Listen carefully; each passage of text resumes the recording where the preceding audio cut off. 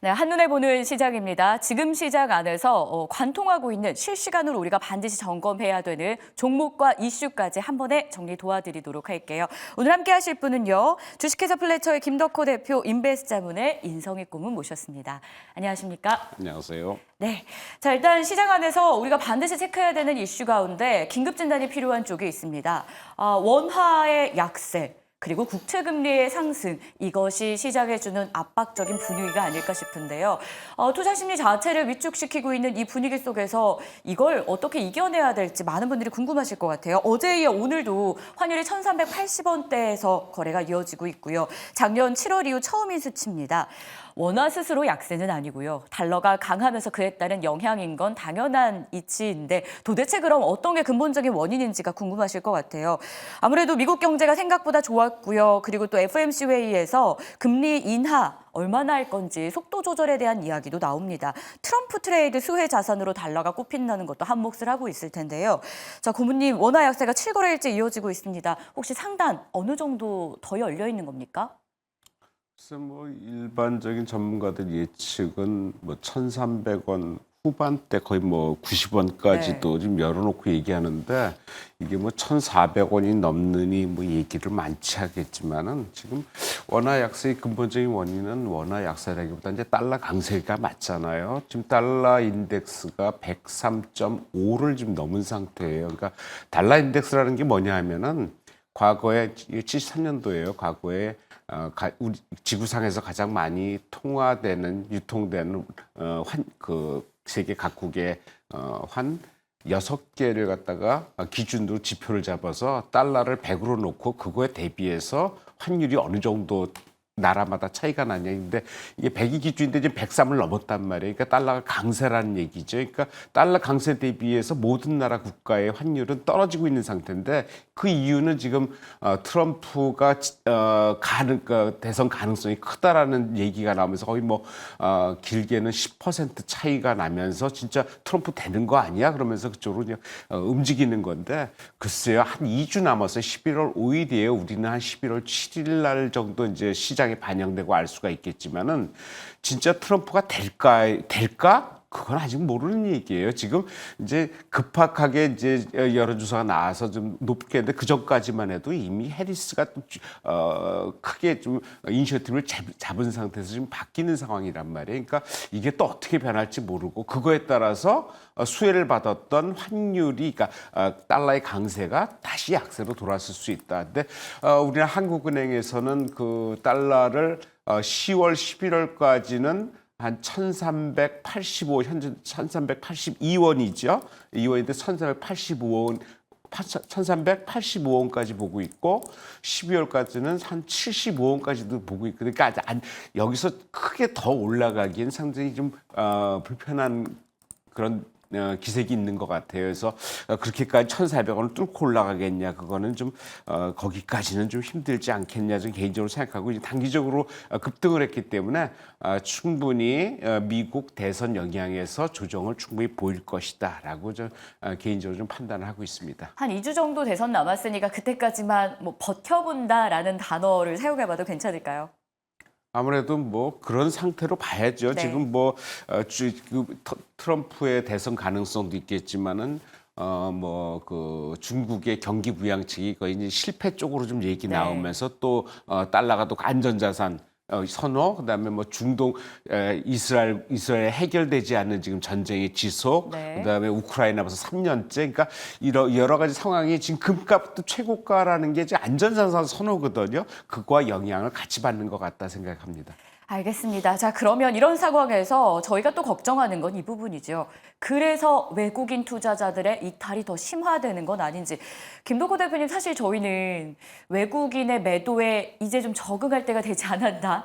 이런 아쉬운 생각이 들 정도로 장기간 많은 금액 외국인의 이탈을 지금 겪고 있는 시즌이잖아요. 이게 더 거세진다면 투심 더 이상 위축될 게 있나 싶긴 한데 어떤 연관성과 연동성을 보고 저희가 대응을 해야 될까요? 자, 일단 이런 말이 있죠. 맞으면서 맷집이 는다는 얘기가 있는데 지금 시장에 보면 맷집은 늘었습니다. 네. 투자분들도 지금 외국인들, 기관들 매도세 공격적으로 나오고 여기에 대해서 그래도 지금 섣불리 매도하는 게 아니라 좀 더 매집 관점으로 가야 되고 이걸 다 알고 있어요. 근데 이 맷집이 늘어도 계속 맞으면요. 아픕니다. 계속 맞으면 아픈데 이 상태를 계속 오래 유지하기가 굉장히 어렵죠. 그리고 더 큰 문제는 지금 외국인들이 매도하는 포지션이 지금 8월의 대폭락장 이후에도 지금 계속 이렇게 꾸준하게 매도 물량들이 계속 나오고 있는데 이 원인들이 계속 바뀌고 있다는 겁니다. 그러니까 우리가 사실 코스피나 코스닥만 본다 하더라도 뭐 지금처럼 이렇게 한국 증시가 정말 이렇게 저평가를 받을 만한 근거가 있느냐라고 얘기를 한다면은 뭐 물론 우리나라 자체가 이제 G2 그러니까 이제 중국과 미국의 등살에 치일 수밖에 없는 어떤 수출 지향적 국가다 보니까 자연스럽게 나오는 게 이런 환율 문제 그리고 여기에 더불어서 어떤 각국에 대한 G2의 경제 성장률에 의거를 해서 경제 전망치가 낮을 수밖에 없는 어떤 함정들 이런 여러 가지가 원인이 있습니다. 그런데 지금 보시면 7월 11일자까지는 그러면 증시가 잘 갔던 거는 그럼 여기에 대해서 우리가 버블이다라고 얘기를 한 사람이 있었습니까? 그렇지는 않습니다. 그러니까 증시가 강세장이고 그만큼 어느 정도 과열 국면에 들어가고는 있지만 그렇다고 해서 우리가 경제 성장에 대한 전망치가 아직 바뀌지 않았고 그리고 경기가 경착륙이 아니라 연착륙을 전망하는 경제 전문가들이 굉장히 많았기 때문에 우리가 여기에 대해서 과감하게 투자를 할 수 있다는 거죠. 자, 그러면 지금 돌이켜 보겠습니다.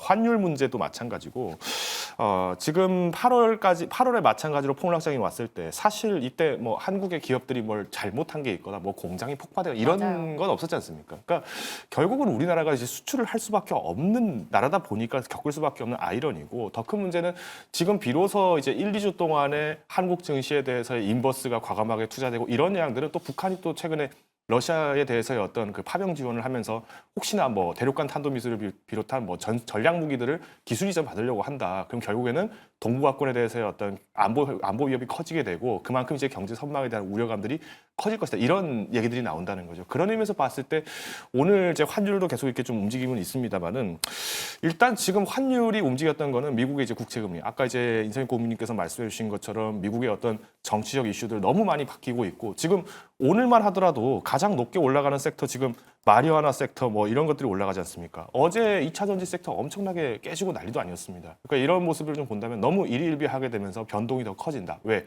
지금은 블랙아웃 기간이기 때문에 아무도 알 수 없다. 그렇기 때문에 풍문에 떠도는 것들, 그러니까 이런 가십거리들이 떠오르기 시작하면 증시에 영향을 가장 많이 주는 기간이 바로 이 2주간 기간입니다.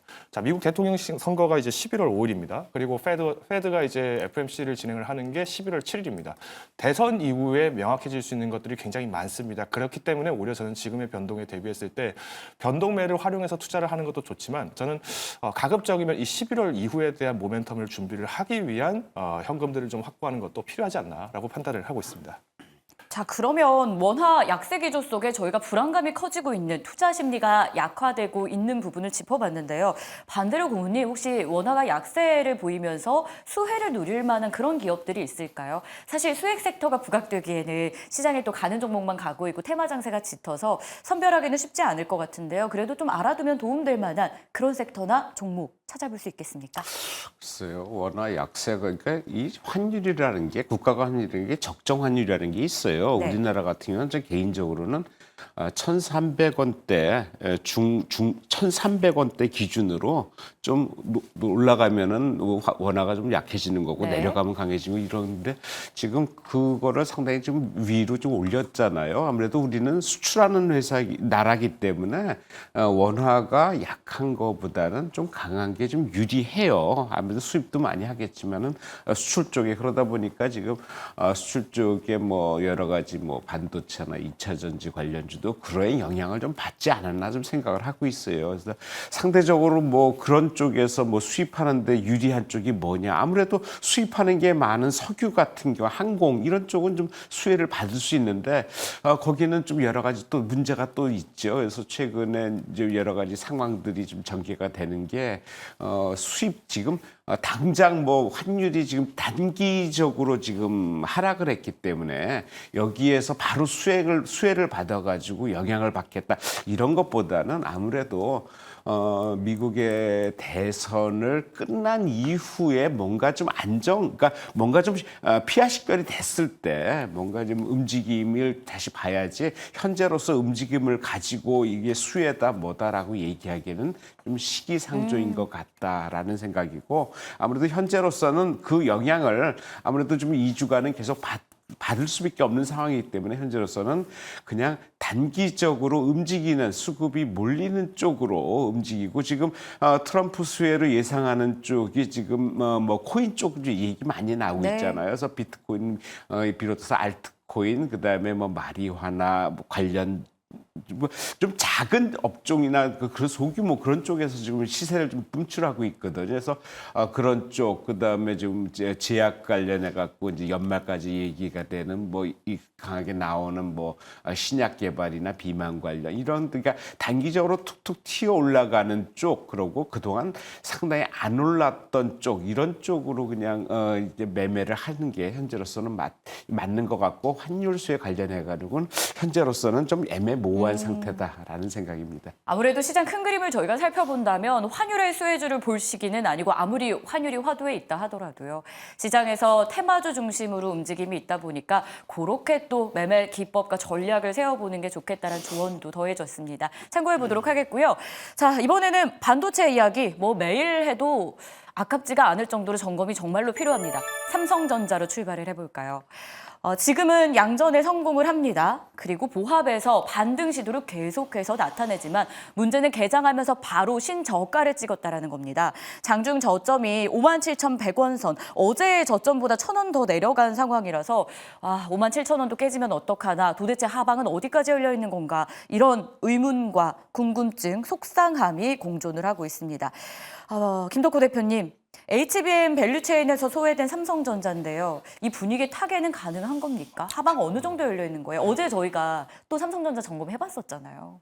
그러니까 이게 사실은 이제 반도체만 얘기를 한다라는 것은 삼성전자 입장에서는 이제 좀 타격이 클 수밖에 없겠죠. 왜냐하면 이번 3분기 매출 실적도 마찬가지로 뭐 앞서서 이제 환율 얘기를 하시면서 저희가 이제 수출 관련해서도 당연히 환율이 강세가 되면은 뭐 매출이 늘어난다. 이거는 뭐 당연한 말씀입니다. 그런데 여기서 이제 문제는 그럼 이제 매출 부분들이 오랫동안 유지되려면 고환율이 유지된다? 이것도 또 아이러니예요. 그러니까 이제 적정 환율이라는 게 항상 유지가 돼야 되는데 이제 문제가 뭐냐면은 지금 삼성전자 같은 경우 이번에 이제 3분기 이제 DS 부분, 그러니까 반도체 매출이 이제 28조 8천억 정도 이렇게 지금 전망을 하고 있는 상황인데 그러면 이 실적은 지금 사실상 TSMC가 최근에 이제 추격을 했던 반도체 매출과 거의 이제 흡사한 전망치가 나오고 있다 보니까 까딱 잘못하면 삼성전자도 이제 반도체만으로 승부수 보기가 어렵다. 그동안에 이제 HBM3 납품합니다 얘기했지만 이거 결국에는 실적으로 봐라. 가스라이팅밖에 되지 않느냐라는 어떤 투자자들의 어떤 실망을 하게 되는 마음이 굉장히 클 수밖에 없다라는 거죠.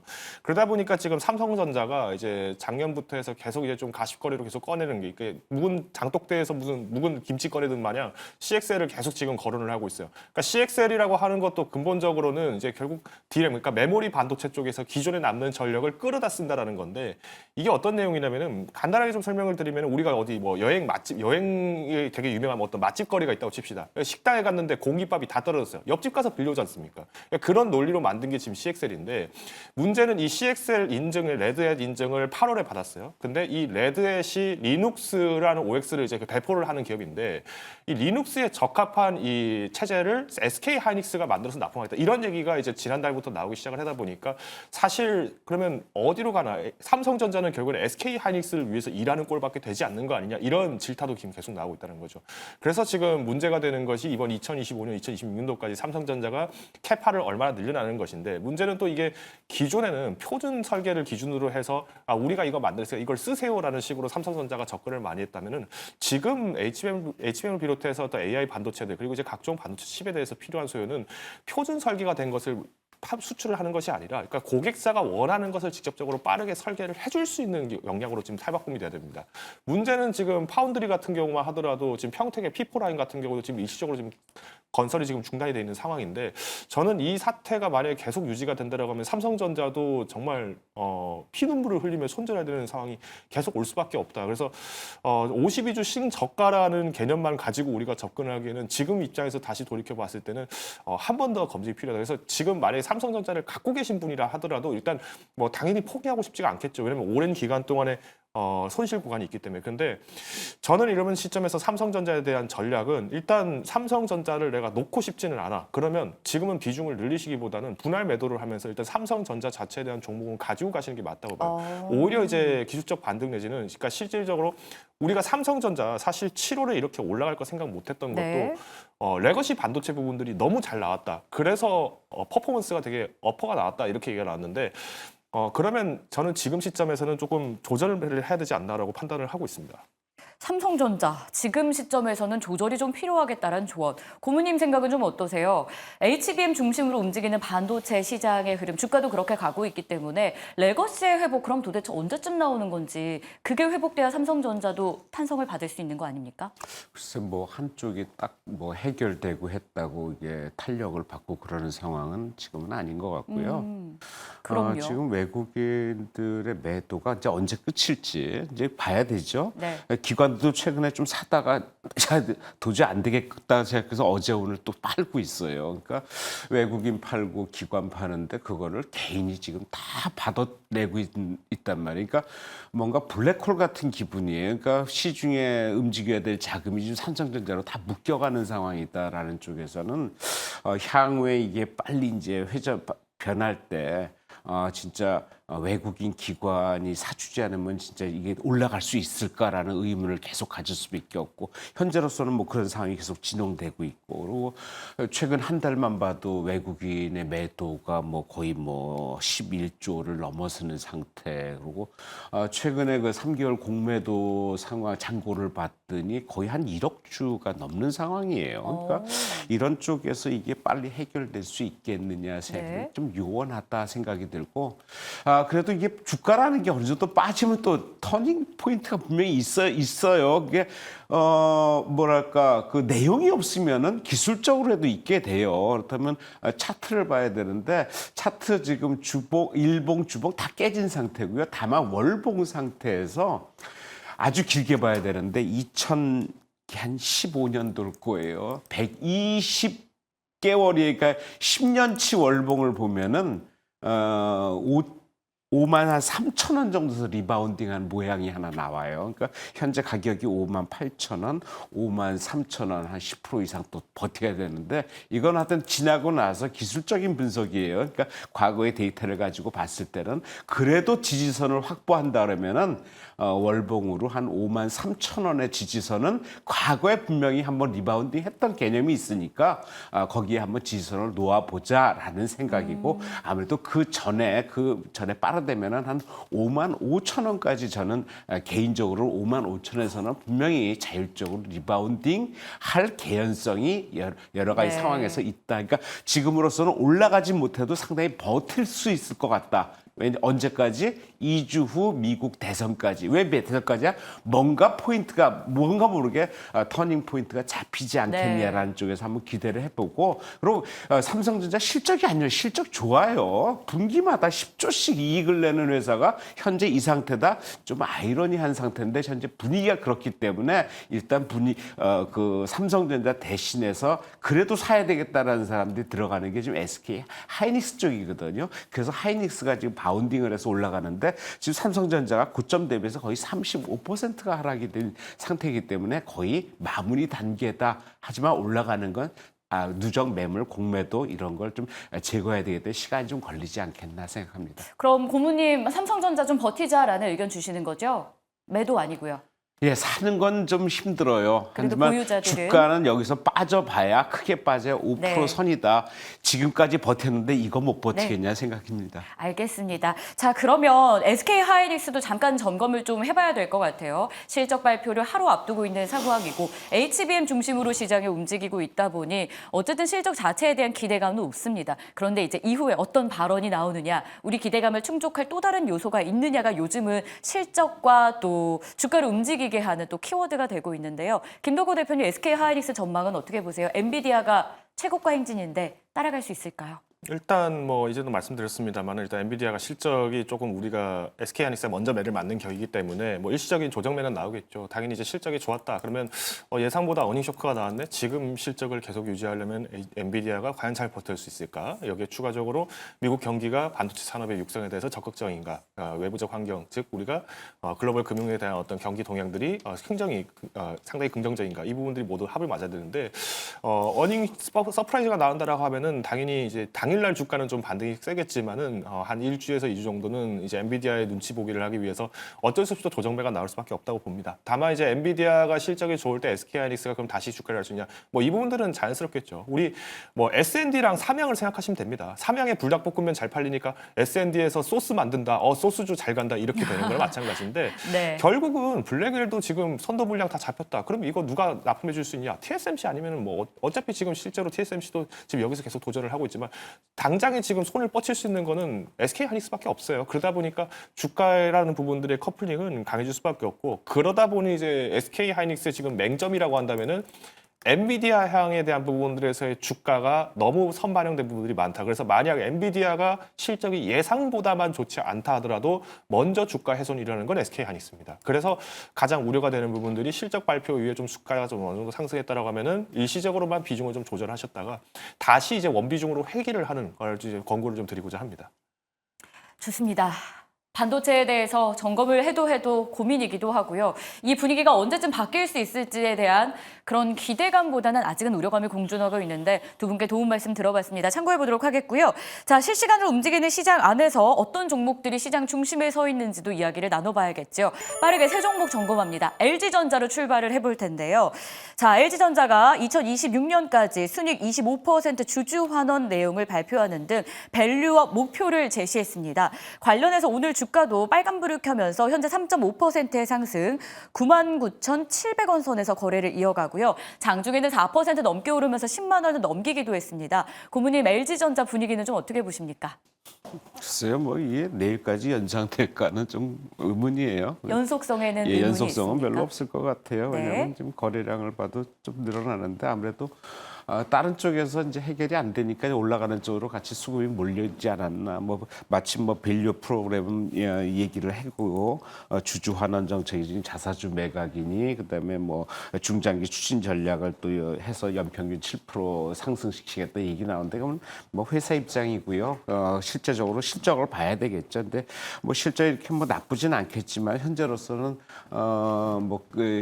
이 회사가 얘기하는 것만큼 계속 진행될 수 있겠냐 좀 더 지켜봐야 되겠다 생각이 들고 아무래도 연으로 해서 1,000원 배당을 확정을 시켰어요. 그러니까 무조건 1,000원 이상은 배당을 하겠다는 얘기예요. 그러니까 그런 쪽의 골자로 해서 안정감을 취하지 않았나 그래서 최근에 좀 계속 좀 버티다가 오늘 좀 강하게 올라가는데 이게 어떤 모멘텀을 가지고 상승 추세를 이어가기에는 조금 부족한 면이 있다 생각이 듭니다. 밸류업이라는 키워드가 사실 시장 안에서 꽤 우호적인 분위기를 1년 동안 보여줬는데요. 하지만 LG전자 내일까지 연속성 있는 주가 상승 나올지는 의문이 있다라는 점 조언을 들어봤고요.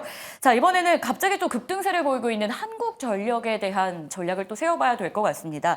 현재 주가는 6% 넘게 오르고요. 급하게 8%까지 고점을 높이기도 한 오늘 흐름인데요. 전기요금 인상이라는 일단은 기사가 나오고는 있습니다. 어떻게 판단을 해야 될까요? 한국전력 사실 주가에는 발목이 좀 잡혀 있었던 기간 꽤 오래되지 않았습니까, 대표님? 그렇죠. 일단 뭐 전기료 인상 관련된 부분들은 뭐 2000년, 2020년, 21년도 계속 이제 재창이 되면서 한국전력 주가가 그 당시에 굉장히 많은 훼손이 됐었죠. 뭐 물론 이제 많은 분들이 공감을 하실 겁니다. 실제로 이제 뭐 코로나로 인해서 기업들도 활동이 많이 이제 좀 저하됐었고 여기에 더불어서 사실 뭐 유가 같은 경우에도 올 이제 병목 현상으로 2020년도에 이제 급등을 하다 보니까 이 부담을 한국전력이 너무 오랫동안 안는다. 여기에 대해서 어떤 에너지 가격에 대한 인상이 필요하다라는 거는 뭐 정부 각처에서도 마찬가지로 목소리를 계속 높였었어요. 워낙 이제 적자가 계속 오랫동안 유지되다 보니까 나온 현상이라 볼 수 있을 것 같은데 일단 한국전력이 지금 이제 기업용 전력을 대상으로 일단 먼저 인상을 하겠다라고 지금 어느 정도 얘기가 나온 것 같습니다. 뭐 아이러니죠. 사실 뭐 지금 현행 정부에서는 법인세도 뭐 절감을 시키겠다, 뭐 기업 육성에 정책을 적극적으로 하겠다라고 했지만은 또 다시 이제 지금 에너지 관련된 부분들에서의 부담들은 어쩔 수 없이 이제 지금 다시 기업에 대해서 환수를 하겠다라는 조치로 보여지기 때문에 저는 일단 한국전력 같은 경우에는 사실 지금 시점에서 좀 매도를 하는 것보다는 조금 당분간은 관망을 하셔야 된다고 보고 있어요. 물론 아무래도 한국전력이라는 이 주식 자체가 상당히 좀 오랫동안 상승하기가 꽤 어려웠어요. 그러니까 이런 이슈만 뜨면은 당일날 상승하고 반짝 상승하고 빠지는 경향들이 좀 많은데 일단 만약에 투자 비중이 많이 크지 않으시다라고 한다면은 이제 개별적으로 익절가만 좀 일부 정도 조정을 해주시고 여기서 이제 대응을 하시는 게 맞다. 그래서 지금은 이슈도 이슈지만은 현재 증시 자체가 워낙 변동이 크기 때문에 기술적 매매로 접근을 하시는 게 바람직하다라고 요약을 드리겠습니다. 한국전력 기술적으로 매매하는 게 지금 시점에서는 유효하겠다. 보수적인 접근에 대한 조언을 주셨기 때문에 오늘 이슈에 우리가 흥분할 필요는 없다라는 점도 함께 체크를 해봐야 될 것 같습니다. 자, 한 30분 사이에 시장 분위기는 약간 달라졌는데요. 코스닥 지수가 지금 1% 넘게 밀려나고 있습니다. 개별 종목을 본다 하더라도 1000여 개 넘는 종목들이 조금 더 하락하는 종목 수가 늘어난 상황이고요. 외국인 투자자들이 거래소에서는 매수를 전환했지만 코스닥 시장에서는 매도 물량을 계속 늘려가고 있다는 것도 확인되고 있습니다. 자, 그 가운데서도 사고 있는 종목이 있다면 저희가 좀 눈여겨볼 만 할까요? 어떤 종목에 대한 매매가 들어오고 있는지, 그중에서의 탑픽은 무엇인지 수급의 참견으로 바로 이어지겠습니다.